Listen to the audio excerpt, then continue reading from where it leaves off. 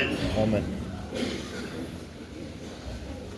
Ասացեք Սիոնի դստերը, թե ահա քեզ է գալիս քո թագավորը,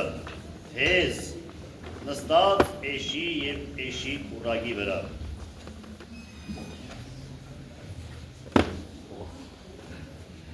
Ապաշխարության մեծ պահքի շրջանը անցանք, եկանք հասանք Ծաղկազար։ Եվ պետք է լիներ այնպես, որ ամեն անգամ այդ շրջանը անցնելուց մենք նոր մարդ պիտի դուրս գայինք, բայց թե նոր մարդ դուրս եկանք, թե չէ, ամեն մեկս մեր հոգի փոխում մեզ պիտի փորձենք տեսնելու։ Ով որ մտավ մեծ պահքի շրջան, նույն մարդը դուրս ելավ մեծ պահքի շրջանից, թե ուրիշ մարդ դուրս եկավ։ Լավ պիտի լիներ, որ ուրիշ մեկը դուրս գար, որովհետև մտնողը ապաշխարողն է, իսկ ելնողը ապաշխարության պտուղ ունեցողը պիտի լիներ։ Եվ ապաշխարության պտուղներից մեկը, որ մեր կյանքում կիրառելի պիտի դառնա, կարծեմ, թե այսօրվա տոնի կապակցությամբ հրճակվել է մեզ, հայտարարվել է, որն է այդ ապաշխարության կյանքի պտուղը, կամ պտուղներից ոնը մեկը։ Ուրեմն ամբողջ ապաշխարության շրջանը նրա համար է, որպեսզի մարդը Աստծո հետ իր հարաբերությունները վերագրի, Աստծո առաջարկած հաշտության մեջ մտնի և այդ հարաբերությունների արդյունքում ձևավորվի ու կերպավորվի իբրև Աստծո որդին։ Եթե Աստծո հետ հարաբերությունների մեջ մեր նպատակը իբրև Աստծո որդի ձևավորնելու ու կերպավորվելը չէ, ապա Աստծո հետ հարաբերություններում մենք անօգուտ ենք դառնում։ Եվ այսօր Ծաղկազարդի տոնին պատմվում է այն իրադարձությունը, թե ինչպես մեր Տերը Հիսուս հաղթական մուտք գործեց Երուսաղեմ։ Եվ այդ Երուսաղեմ մուտք գործելու ընդ որում իր մեջ հատուկ իմացական նպատակով միգուցե ժողովուրդը, դիմավորողները և ուղեկցողները շատ բան չէին պատկերացնում, բայց Հիսուս շատ լավ հստակ գիտեր իր Երուսաղեմ մտնելու նպատակը, ինչ էր իրագործելու, որովհետև անմիջապես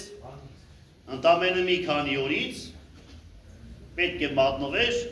և չարչարվեր և խաչվեր։ Եվ այս ամեն ինչը գիտենալով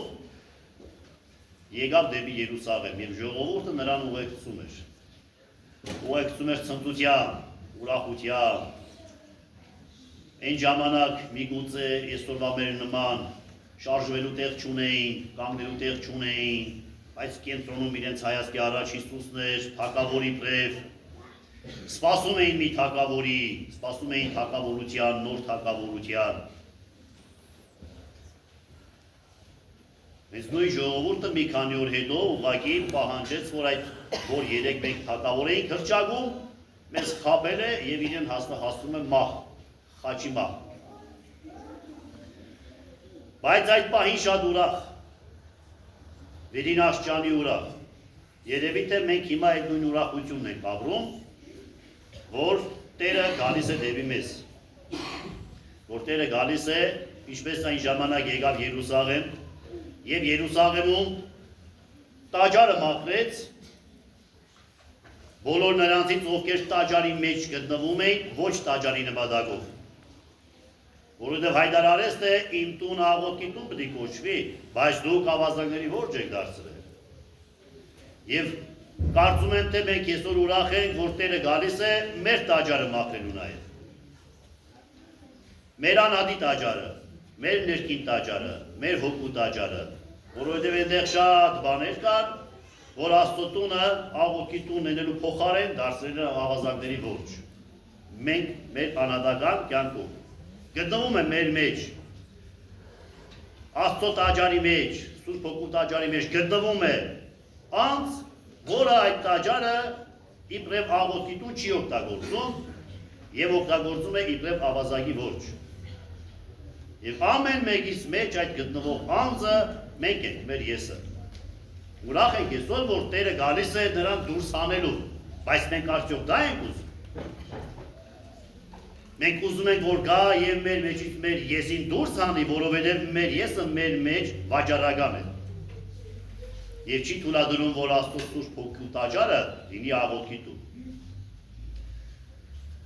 Մենք այսօր գիտենք մանուկների օրհնության օրն է հայտարարված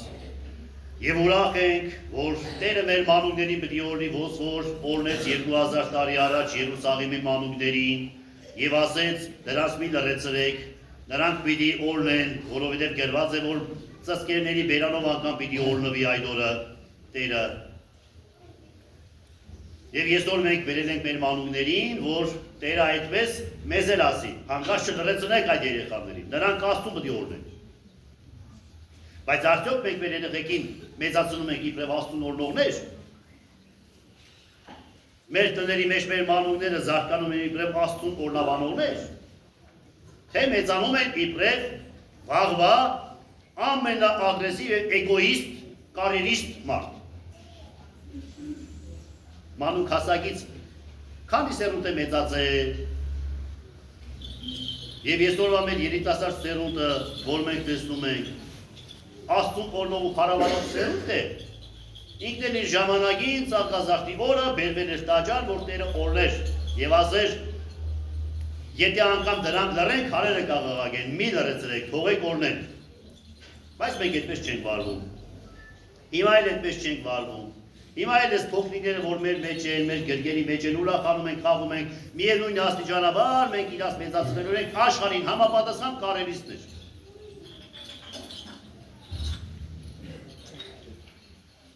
Եվ վերջապես, ուրեմն այս օրը, Զարգազարդի օրը, իր ամբողջ ուրախությունը գտնում է ոչ թե ժամանակի ժողովրդի կատարած գործողությունների մեջ, որ այսօր մենք էլ նույնը փորձենք կատարելու, իր ուրախությունը գտնում է Քրիստոսի տեսակի մեջ,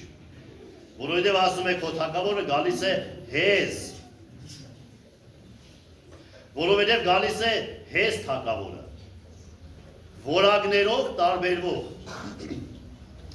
այն հասարակությունից որակով տարբերվող, այն հասարակությունը, որ ուզում էր, թե թող ինքը դառնա մեր թագավորը, բայց իրականության մեջ որակներով տարբերվող, թագավորը որակով հեզ է, հասարակությունը անբարդավան, գոռոզ, մեծամիտ, իր ուզածին, իր սրտի ուզածին, ուզում է իր թագավորին, որ այդ թագավորը գա եւ բավարարի իր պահանջները, չի ուզում առաջնորդող թագավորին։ Ինք ուզում է թագավոր, որ պատրաստ է լինել քո կամակատարը։ Ինչպես որ այսօր մենք ուզում ենք մի Աստված, որ լինի մեր կամակատարը։ Եվ մենք չենք կտրում մի Աստված, որ դառնա մեր առաջնորդը։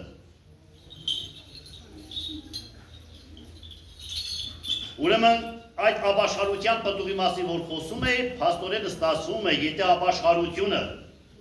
եզրակացնում ենք այսպես, եթե ապաշխարությունը